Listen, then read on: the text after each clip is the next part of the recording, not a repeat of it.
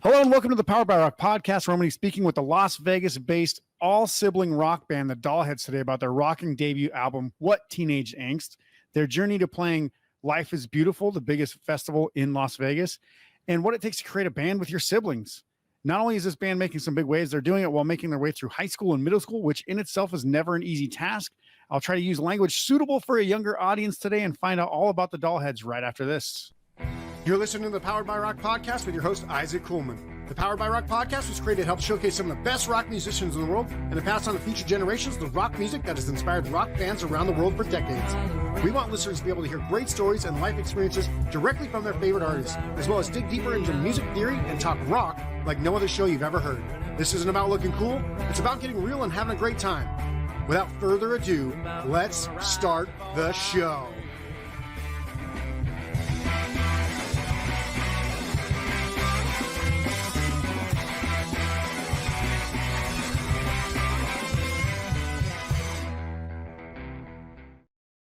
All right. Hey, everybody. Welcome to the Power by Rock podcast. I'm super excited for today's show because I get to talk to a band that's just kind of on the start of their lifelong musical journey that most of us older folk wish we could relive to some extent and learn from our mistakes and go back and just, play again, right? For the freedom of it, because having kids and having a job and stuff like that makes it a little bit more difficult. Today, I'm talking with the Las Vegas rock band, the Dollheads. Welcome, everybody. How are you guys doing? Good. Good to hear. So let's kind of just start off and introduce yourselves, because you guys obviously, most people probably aren't going to have heard from you guys. You haven't made it on that national radio shows or anything yet, but kind of introduce yourselves and kind of tell everybody what you do in the band and how you're going with the band so far. So my name is Austin. I'm the drummer for the Dollheads. My name is Angela. I'm the lead guitarist and singer of the Dollheads. I'm Samantha, and I'm the bassist. Cool. So, and I was mentioning this right before we started. So you guys were actually, I've been seeing you guys on Instagram and stuff. And Angela, I believe you were the one who kind of started writing the music in the first place. But like, when did you put the band together, and how did you decide to do it together as siblings? Because you could have probably just turned to some people that were kind of in your age group or in your grade and said, you guys want to start a band, right? Right. So I was actually in 4th grade when all of this started. I was performing on my own, just me singing with my guitar. And one day I had another performance coming up, but we decided, hey, Austin plays the drums, Sam could pick up another instrument. Why don't we try to do this together? So we started learning a song together. She actually started with keyboard, and she was playing for about 2 years, right? Yep. 2 years on keyboard before switching to bass. Yeah, because anybody can play bass, right?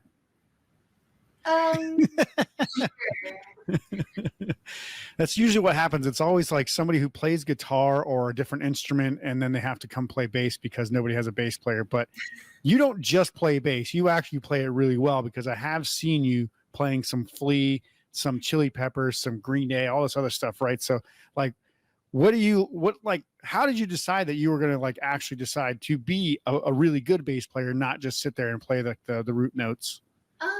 Well, it started when my mom brought up the fact that she was in a band, and I didn't know like what instruments were there besides guitar and drums, because I didn't really know what a bass was at the time. So yeah, I got it for Christmas, and I started out with Still Breathing by Green Day. And after playing bass for a while, I started hearing bass lines in songs. Like the next one I tried to learn was Around the World by the Red Hot Chili Peppers, which was hard because I was like a beginner bassist. But after that's like slap and pop too, right? It's not just like playing with a pick or something. Yeah, after a year or two of playing bass, I was able to pick it up pretty well.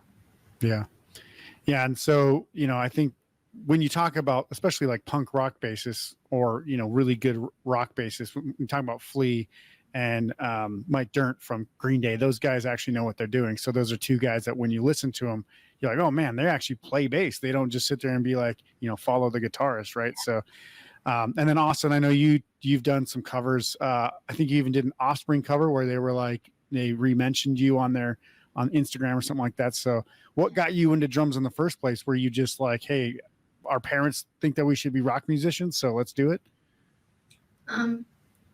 So I love music like the Foo Fighters, Green Day, Red Hot Chili Peppers, but the drums always stuck out to me. and my uncle is also a drummer. So, Gotcha. I was thinking about it for a while, and my parents got me a drum set for my birthday, and it was sitting there for a bit, but my mom encouraged me to pick up the instrument, and I learned the basic rock beats from YouTube, and I started playing with my mom, and then I got a bigger drum set, got into covers, and yeah, that's around the time we started the band. Nice.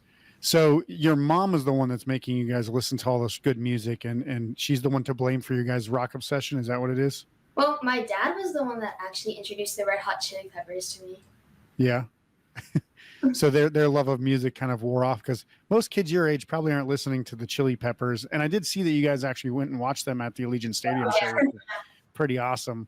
I actually had a press pass to go, and I had another one at Brooklyn Bowl, and I kind of told those bands there that I was going to go see them, so I had to miss out on the Chili Peppers and the Strokes, which absolutely killed me. But I had somebody else take my place. I was like, man, this is probably, I'm going to regret this forever, but I have to go to this other show too. So, but yeah, I think that, when you're talking about these kinds of bands, it's like some of it's even like a little older than me. It's kind of like my older brother's kind of music. Cause like Green Day came out when I was in probably like, I don't know, 6th or 7th grade. And it wasn't kind of one of my favorite bands at the time, but tell me how you guys kind of see that kind of music, hear it, and then say, okay, this is kind of good. And then what's kind of comparable to what's happening right now in music? Is there any bands that you guys like that are similar to these bands, or kind of keep that rock kind of genre alive for you? Yeah. I also really like listening to Blink-182 and Simple Plan. Like, I like more pop punk stuff. Yeah. I don't really know what got me into it, like, other than I grew up around that kind of music. Like, my mom's ringtone was American Idiot when I was a kid, so Nice. I always associated that with, oh, that's my dad coming home, or something like that. Yeah. And it wasn't really until 4th grade that I started learning the names of all these different bands, and I just really loved Green Day, like the American Idiot album, and I think Revolution Radio came out that year.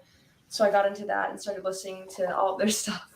Yeah. See, that was already too late for me. Like by then I was like, I'm already done with Green Day. Like I've already listened to enough of them. Oh. Yeah. I mean, Angela, you're 15, I believe. Samantha, you're 14, and Austin, you're 12, correct? So Yes. you guys are less, like combined, you're almost my age. So that's how old I am. I did say that I've actually seen you guys play on Instagram, and some pretty impressive stuff. But do you guys, I know like Samantha, for example, you pretty much play like whole covers right on Instagram. Do you like do that just so that you can kind of prepare yourself, or are you doing it for a reason so that way other kids might get inspired by this? Well, I usually do it for like the fun of it. A lot of it is because I really enjoy playing bass. But another bonus is you get like more, what's the word? But more people can see Like what you're doing. visibility. I've gotten a few comments like, oh, I want to pick up bass. What should I do? So I like helping people find what instrument they want to play. Yeah. Yeah. And so, I mean, do you ever go back and play keyboards at this point, or are you just pretty much strictly bass now? If I see a piano or a keyboard, I will try to remember like how to play it, but it's just almost gone now. Yeah. Yeah. It's like language. If you don't speak it for a couple of years, you forget everything. Yeah. Yeah, cool. So the one thing I want to say is the main reason why I wanted to talk to you guys today is because I think when people think of like sibling rock bands, right, they think it's like, Jonas Brothers or Hanson, these bands that are like pop rock artists, they're nothing against them. I think those are both talented bands. Like they have good musical skills, but I don't like their music. They definitely have their haters for sure, but I don't think you guys are on par with that. There's other bands out there. One specifically, I would say Radke. They're from Missouri. I don't know if you guys heard of them. They actually toured with Foo Fighters 2 years ago. So they're a very cool band. They're 3 brothers from Missouri, play really, really good rock music. I feel like you guys are kind of more on that line. You're a little bit more punk rock. Well, I shouldn't even say that. They play some pretty punk stuff too. But I think, that's the kind of vein that I think people should be listening to your music in. And and you definitely do carry the torch of punk and alternative rock kind of blended together in like a grungy punk kind of sound. But what would you guys say to someone who says, oh, you're just kids, or sibling bands seem like a bit of a gimmick, or what, like people who would just like dismiss you if they hadn't heard you yet? Well, what they don't know is music is more than just like a hobby to us. It's always been like a huge part of our lives. Like we grew up around music even before we played instruments. So it's our passion. It's a huge part of our life. Yeah. Do you think that you're going to be playing music for ever? Like, do you see this as like, I don't want to make your parents mad, but do you think that instead of like going to college or something like that, do you think you'll be playing in a band and touring, or do you think that you'll go to college and get like a music scholarship or something like that? I would like to go to college just to have It's overrated, let me tell you. I think music would be something great to do, but I know sometimes that doesn't always work out. So I'd like to go to college to like get a degree in, well, right now I'm interested in engineering. Nice. So I might get a degree in that and have that as a backup in case music doesn't work out. Yeah, well, there's definitely a few, especially punk rock guys who actually got engineering degrees. I think one of the guys from Descendants and one of the guys from Mr. T Experience both have engineering degrees. So you'd be in a long line of great musicians who decided to have a backup plan. So I think I've listened to your guys' album probably 15 times already. When I wrote the kind of script for this, I said 6 times, but I think I've listened to it at least 9 times since then. It only came out, the 3rd, and I only started listening to it like a week ago. But I would say that for people who haven't heard it yet, What Teenage Angst is one of the best albums I've heard all year. I think I don't even know what I gave it for a rating. It was like 4.7 or 4.8 out of 5, which is quite high, especially for, doing everything like yourselves and not going to like a professional recording studio and, having like Capitol Records sign you or something like that. So I think it's pretty good. I don't usually even listen to many albums multiple times because I have to listen to so many new albums. So I don't get the time to listen to a new album too many times. But, I think what you guys have done is pretty incredible. And I will say it's full of spirit and grit, which like for teenage bands, like, and this is no knock on like the Linda or any bands like that out there, but it's definitely more like pop than it is rock. And it doesn't seem to have as much behind the lyrics. When I'm listening to your lyrics, I'm like, man, it reminds me of me when I was in, 9th, 10th, 11th, and 12th grade, when I was like, I really feel like this is like, I have problems. And like, when people mostly write about it in music, it's like, oh, well, this is like a teenager's problem. But I think most people, when you're going through high school, there's a lot of things that you think about that you don't think about later in life. So, to many bands, like, I think you're going to see like, this kind of genre that you guys are in, like I said, alt rock, grunge, punk kind of era. And they're just going to be like thinking, well, how did they even think to write like this? Are their parents writing their lyrics, or who's writing this? And how do you go about writing these songs? Well, all of us have written at least one song off the album. Like Austin wrote Limbo, and then Samuel like I wrote 3 songs, and then I wrote 6. Okay. So what we do is if one of us has an idea, like we'll try and get it together as much as possible, and then we'll take it to the band and show them, and then eventually we'll all play it together until we adjust it to what to write, like what we feel is right and will be best in the song. Yeah. So you're writing the lyrics first and then kind of coming up with a melody to go with it, or is it kind of like melody and lyrics and then putting it to music? For me personally, it's all over the place. Like sometimes I'll start with like a guitar riff, like Parasite. That's all it was at first. It was just guitar. Then there are others like Better Half. It was lyrics first before it was anything else. And I know there are definitely a few where it was melody first for me. So I don't really have a structure with that. Yeah, with me, I like writing the melody first, just because it helps me match up what lyrics or like the rhythm of what the lyrics should be. Sure. But with Ode to You, I was like really thinking that day, and I just wrote down all the stuff I was feeling, and I was like, oh, these would make good lyrics. So I added a melody to it, and that became part of the album. That's pretty cool. Austin, how do you do it? You just start writing, or do you just like play a beat and like start rapping over the top of it and then like, hey, can we make this a song? So when I write my songs, I like to start with lyrics and melody. I just forget everything else for now, just lyrics and melody. And as I keep writing, I make sure it's in the melody. It's like it stays within the rhythm. Nice. And once I'm satisfied, then I show it to them. And yeah. Nice. So do you ever feel like you've written something and you're like, man, this might not be good enough, or man, this might be too personal, I don't want to share it with my siblings? Yeah. Yeah.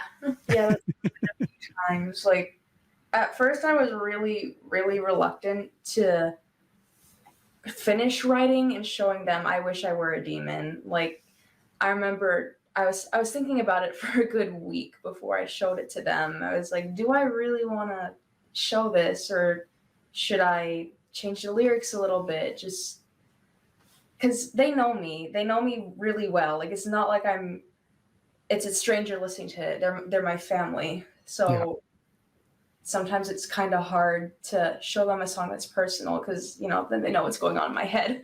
Yeah. Then they're like, are you okay? Yeah.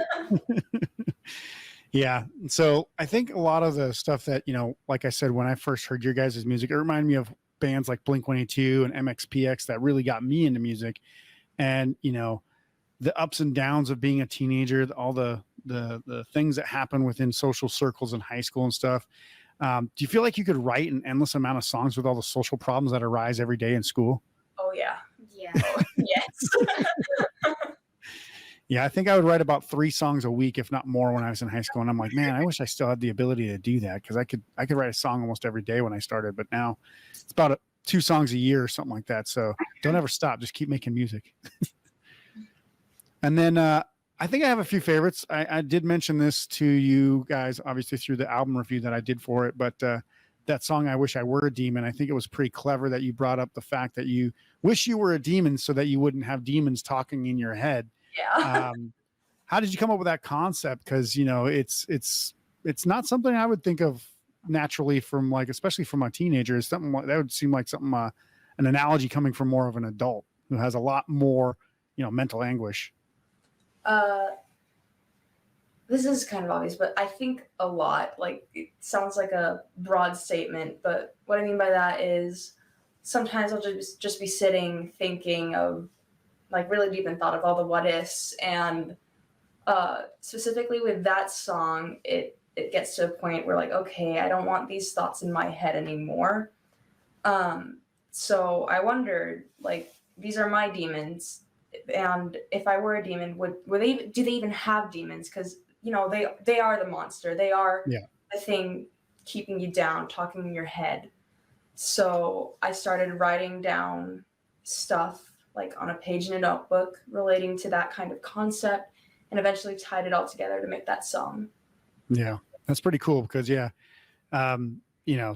when I first saw the title, I was like, I wish I were a demon. Like, what is that about? And then I was like listening, I was like, oh, okay, this makes sense now. But, like, just the title, I was expecting like a little heavy metal, like, rock song or something like that. And I was like, nah, it's not a heavy metal rock song. It's just a punk song about wishing that you didn't have to think like you do, basically. So pretty cool. Who wrote January 28th, by the way?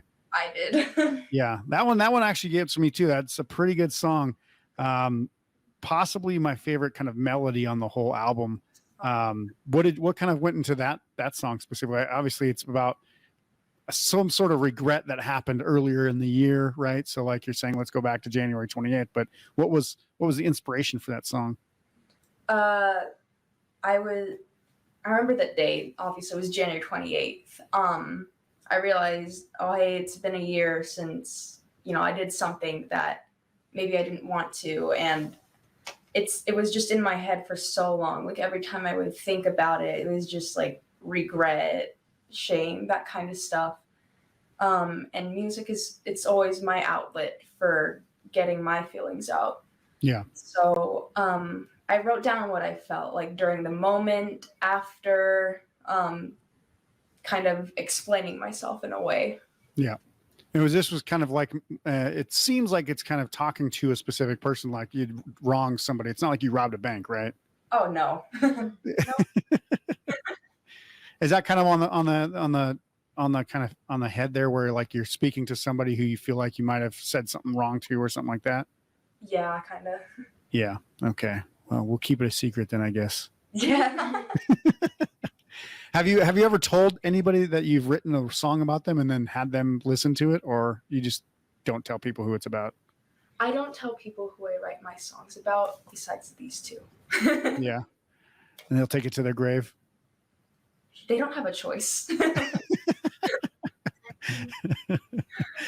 Very cool. So I do want to mention, obviously, that you guys, you know, like I said before, you're very talented, but I think your dad had mentioned that you guys do have some pretty skilled teachers as well. Angela, I don't know if you actually had ever taken lessons. I'm not sure, but I know Samantha, you work with essentially one of the Killers guitar players. So it's Ted Sabley, I think is his name. And then Austin, you have a teacher in town. Did you guys want to kind of essentially talk about how that's worked out for you? Because, you know, you can work with a lot of people and not everybody's going to take, especially a teenager, and then try to get them to play at a high level, right? Because most people don't have the patience. I mean, especially with kids, right? Yeah. When I started actually taking lessons, my teacher's name was Casey Carmody. Like, I think it was really him that got me into actual songwriting. Like, I wanted to learn electric guitar, just jump right into solos and stuff. So I was a bit thrown off when he started me off with classical guitar and reading music. But the more I got into that, the more I was able to tie everything together. Like, Yeah. Okay, this stuff in classical music, this technique, it's seen in like rock songs, or this scale, or playing sets or modes. Yeah, but isn't that just so boring though? Don't you just want to pick up some tabs and start shredding on a solo? I actually love playing classical music. Like, Okay. I'm in orchestra at school. Like, I have been for the past year. They let me be in it as a guitarist because I think the music is really beautiful. It's not appreciated enough, in my opinion, especially like classical guitar. It, like, once you start listening to that, you really get to hear things that you wouldn't normally want to listen to. Like, it's a different feeling. Listen to classical music. For sure. Yeah. And I mean, just even trying to learn how to read music and apply the music theory of everything. I mean, I didn't even learn music theory until I was probably 35. So you got like 20 plus years on me. So, and Samantha, how about you with your teacher? I actually started taking lessons at Nevada Music Academy. I did that for like maybe a year or two. My first song with that teacher was actually Johnny Be Good, because it's like a walking bass line, kind of straightforward. And he introduced me to Higher Ground, the cover by the Red Hot Chili Peppers. So I thought that was really cool, but like then quarantine hit and we stopped lessons. Yeah, that's good. Mm-hmm. And then my dad actually met Ted Sabley at his work, and he mentioned that he was the touring guitarist of the Killers, and he does lessons. So I've been taking lessons with him for a year or two now, and he got me into songwriting, and recently we did start the music theory. So it's not my favorite thing in the world, but like it definitely helps with writing bass lines. Like the bass line of She's a Girl is actually based around what I learned from the music theory. Yeah. And that's an interesting thing that you mentioned, because you can kind of, and I wouldn't say like, I don't know the timeline of all these songs, but you can kind of tell there's like a progression of a little bit of skill between some of the songs where it's like, well, that one probably seems like they were a little younger and this one seems like they're a little bit older. But you do throw some bass lines in there where you're like doing some walking lines, and you even have a solo on a little solo, but then I think it's like a little drum solo, a little bass solo on one song. I can't remember which one it was, but I was like, that's pretty cool. How about you, Austin? What were you, how many, you said you've been playing drums for a while. So how's that started, and what teachers are you working with? So about a year after like learning off of the YouTube videos, my mom and I felt like I would learn more from a professional drummer, a real teacher. And we all started at Nevada Music Academy, but I stayed there because I had a really good teacher. His name is Mark Gooden. I was scared of him at first because I was just a lot younger, and I didn't really know what to think. But he kept encouraging me to keep playing. He taught me so many rudiments, and he's really good at using one thing to teach another thing to teach another thing, and it really helps.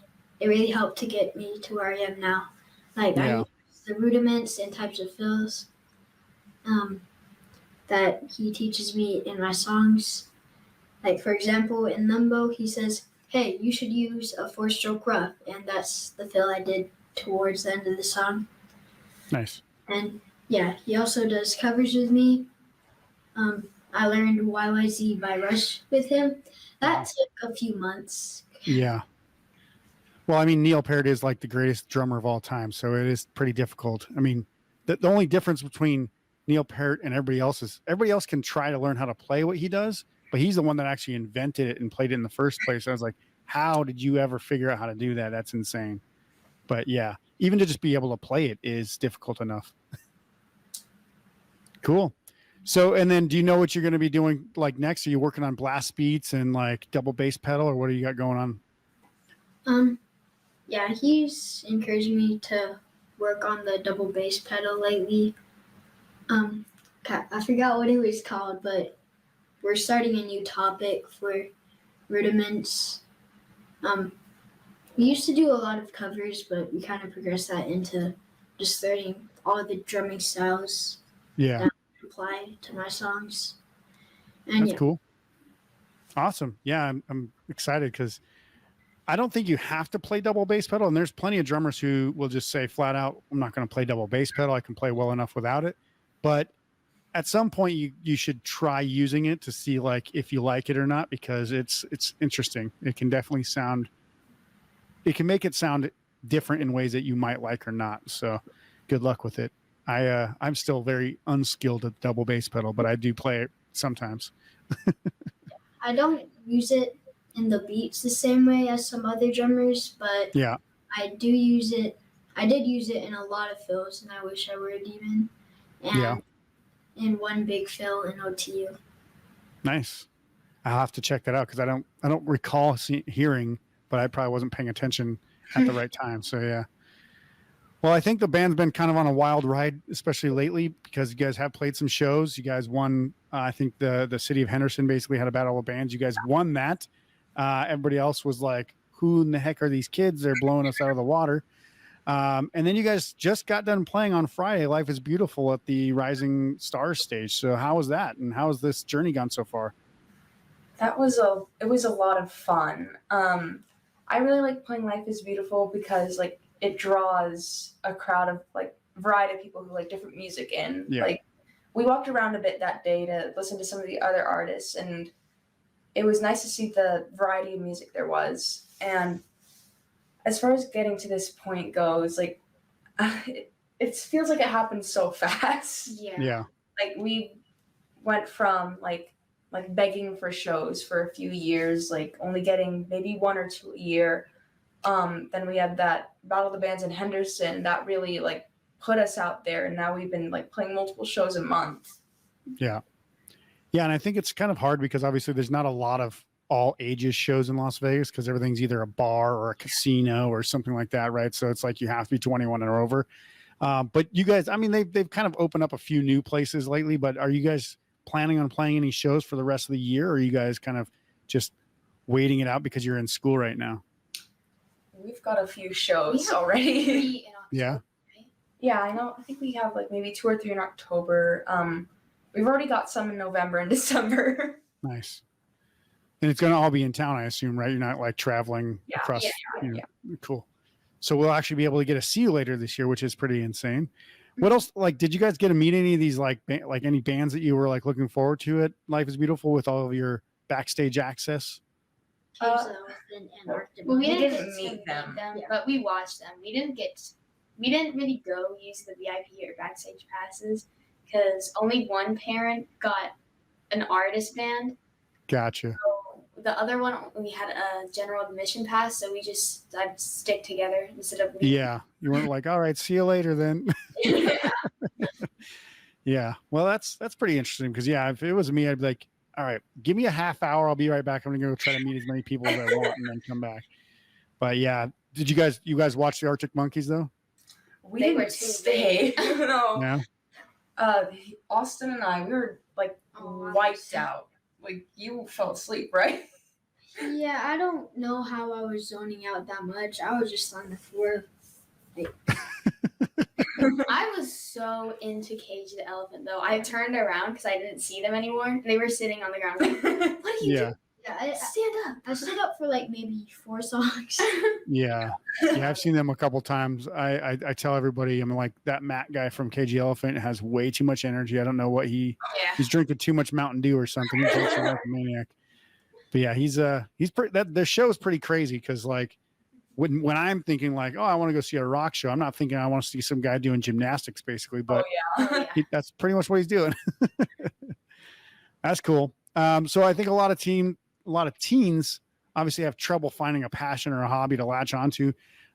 Most of the people that I know, especially, after they graduate high school, have absolutely nothing going on. They're just like, oh, I'm just going to get a job and that's it. And like hang out with my friends and sit on social media. So I think a lot of people kind of suffer from anxiety, depression, and stuff like that because they don't have a creative outlet. Like you guys obviously find music to be enjoyable. Do you have any advice for anybody who was looking for a way to express themselves? And can you tell them kind of how music's helped you kind of do that?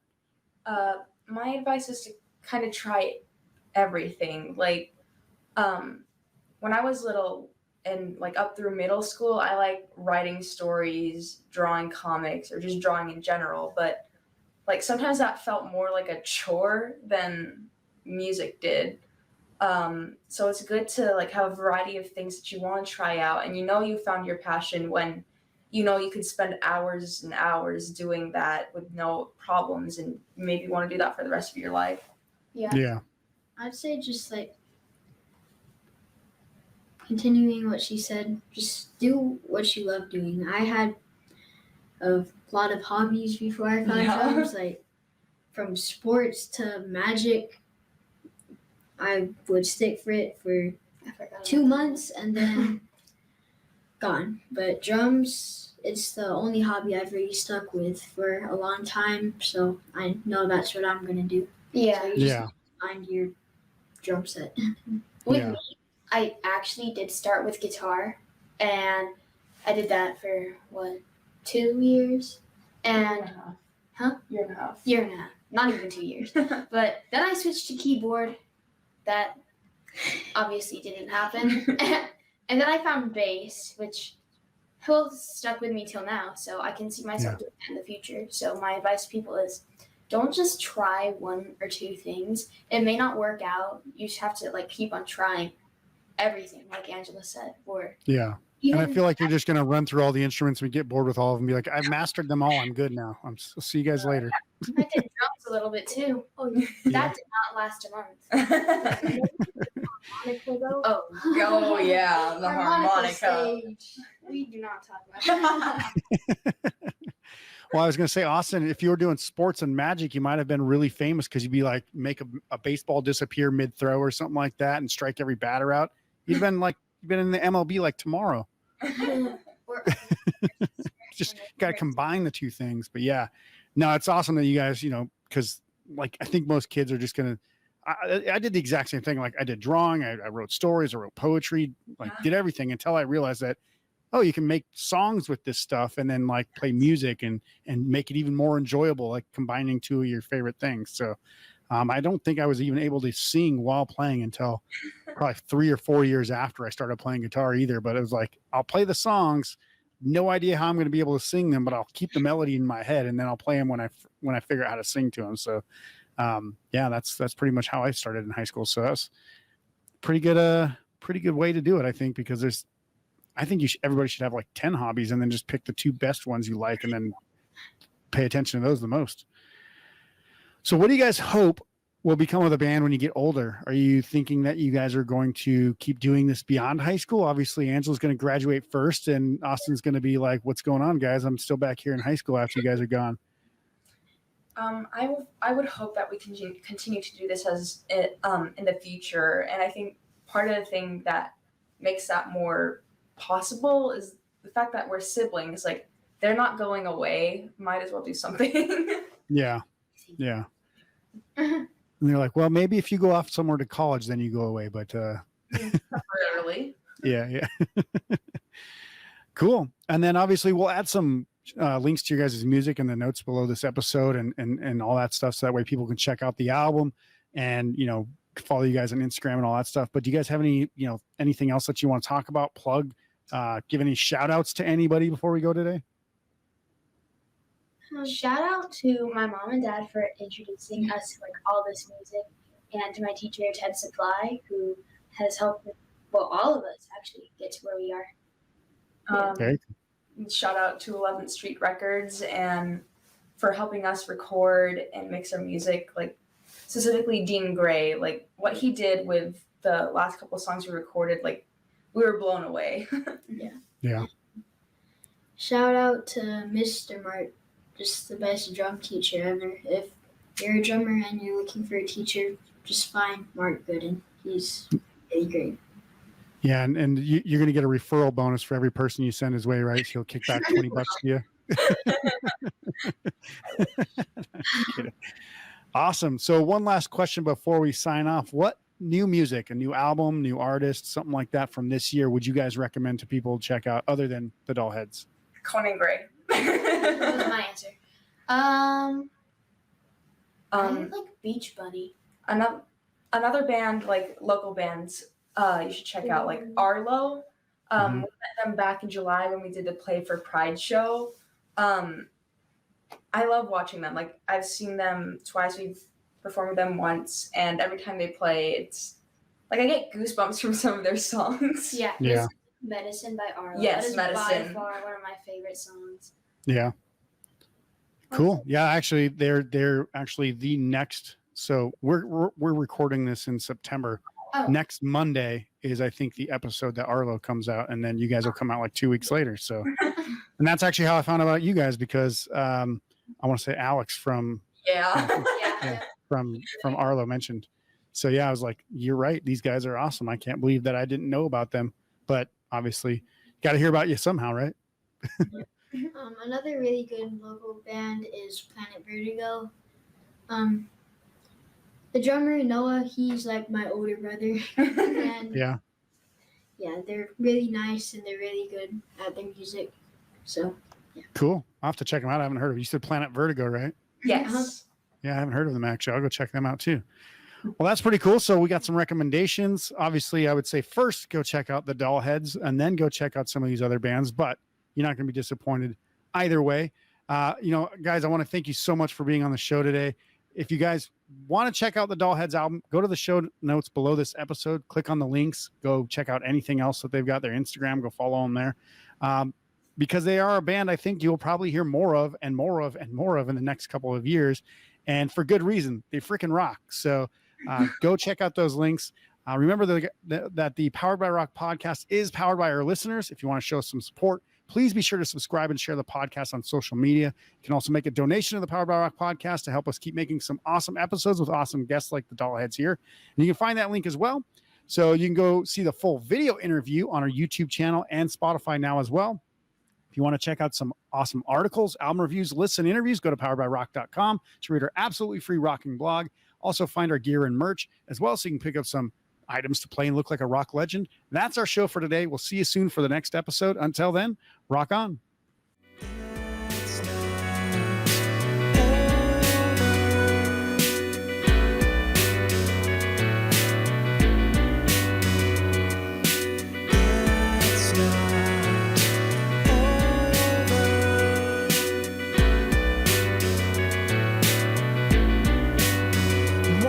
Supposed to be easy, it's coming.